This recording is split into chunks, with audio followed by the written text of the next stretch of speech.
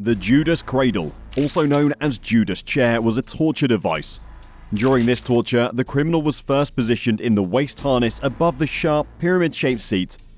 The point was then inserted into the anus or female parts of the back entrance, and then the person was slowly lowered by a system of ropes. In this video, we're going to talk about torture device, the Judas Cradle. The video is going to be amazing, so make sure you stick to the end. Humanity's dichotomy has always fascinated behavioral experts and historians alike. As a species, we're capable of incredible acts of bravery, altruism, and kindness. And yet, we're just as capable of committing unspeakable atrocities to one another. Not just killing, but reveling in the pain that we inflict on others. Torturing them for hours, sometimes days, or even years. There is no other period in history that truly encapsulates the acts of unimaginable evil that we are capable of inflicting on our fellow humans than the Middle Ages. During medieval times in Europe, various cruel torture devices were invented for different purposes. Most importantly, these devices were invented and improved upon when the institution of the Inquisition was in full force during the late medieval period. Some of the most brutal torture devices used during this period included the brazen bull, chair of torture, rack, pear of anguish, and others. One of the most brutal and most commonly used devices was called the Judas Cradle, which was also known by the alternate names of Judas Chair and the Guided Cradle.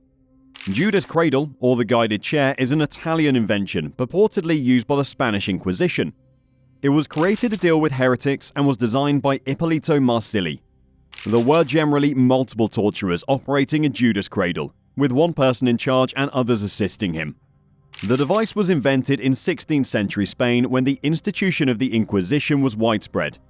The Judas Cradle was a tall, thin stool with a metal or wooden pyramid on top.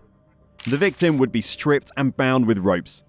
The victim would then be lowered very slowly onto the device, where the pyramid would then enter the female parts or back entrance. Any movement by the victim would cause an increasing amount of pain. The torture could continue from a few hours to days, making the damage permanent. To make the process even more painful, weights could also be added to facilitate the effect, which often resulted in death by impalement.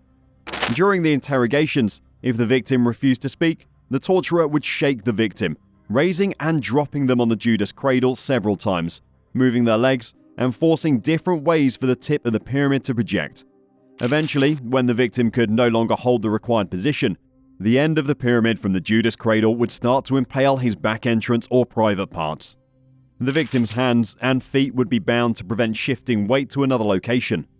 Among the many Judas Cradle stories that passed on through the ages, one aspect that has merged in common was a belief that it was the only way forward to grow as a community and filter out liars and heretics. The stories reveal that the purpose was to pave the way forward for religion and keep the Catholic faith away from impurities.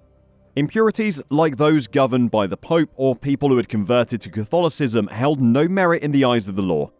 They were known as heretics at best, not by their admission.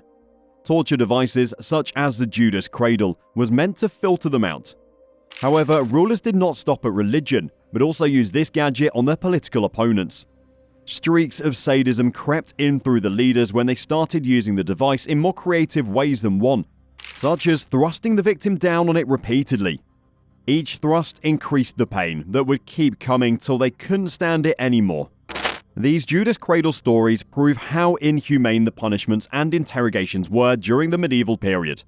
So that's it. Please like, share, and comment with your thoughts below if you like this video. Remember to subscribe to see our next video. Stay safe, and we'll be back soon with another video.